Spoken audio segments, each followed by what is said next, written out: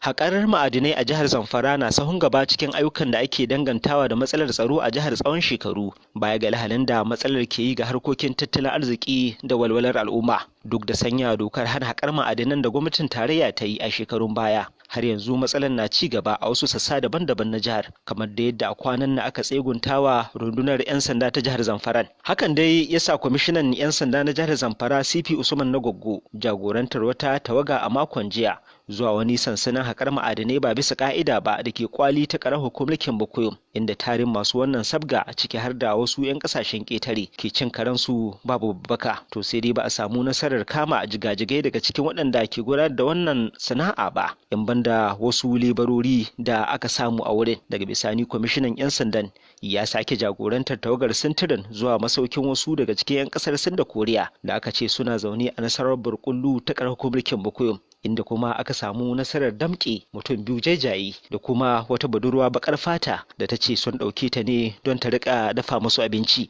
Idan mun ka ƙara binciken da muka yi za mu aika su wajen shugaban 'yan sandan Najeriya, su za su yanke wani hukunci a kansu. Wannan ba aikin ba, aikinmu shine mu tabbatar da mun kama kuma mun hana aiwatar.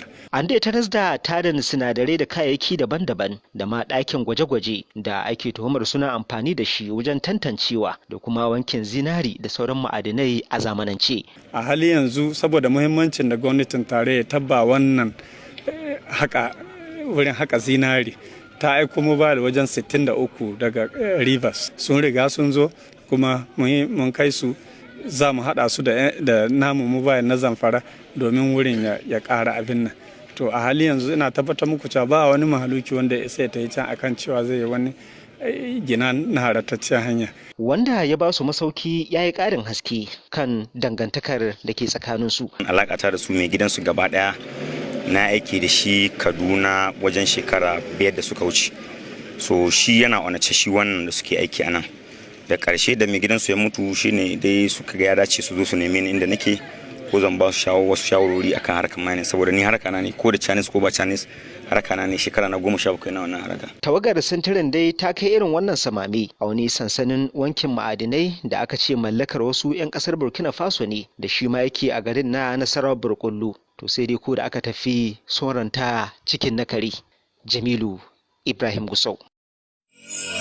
Yawwa! Assalamu alaikum mutanen Najeriya da jihar Kano gaba ɗaya. Yau gani a studiyon ɗin nan mai daraja mai ɗaukaka. Shine hire hali dubu. Idan ka ji ana studiyon a Najeriya ba ma a jihar Kano kaɗai ba, ka ce hali dubu to kalamu wahid, magana ta ƙare. Wannan shine babban studiyon wanda idan fim ɗin ka ma kana so i kyau, billahi lazi in baka zo hali dubu ba to an sha ka an tafi. Ni sha girgir bahu, ko ka ce 19, ko sha ka tafi, ko shan shambale, ko shago, ko shata, ko shanu, kai duk sunan da ya fara ni ne, inda ina fara da sha amma ban da shaidan. Ka zo ka bi mu ka ce ina ne hali dubu, za ka ji an ce maka sai ka shiga Play Store, sai ka ɗauko manhajar Hali Dubu Hausa TV, ko kuma Hali Dubu Films, ko kuma Hali Dubu Bus Office. Kar ka sake a baka labari. Allah isa wannan guri namu, Allah ya ƙara ma ɗaukaka. I love you.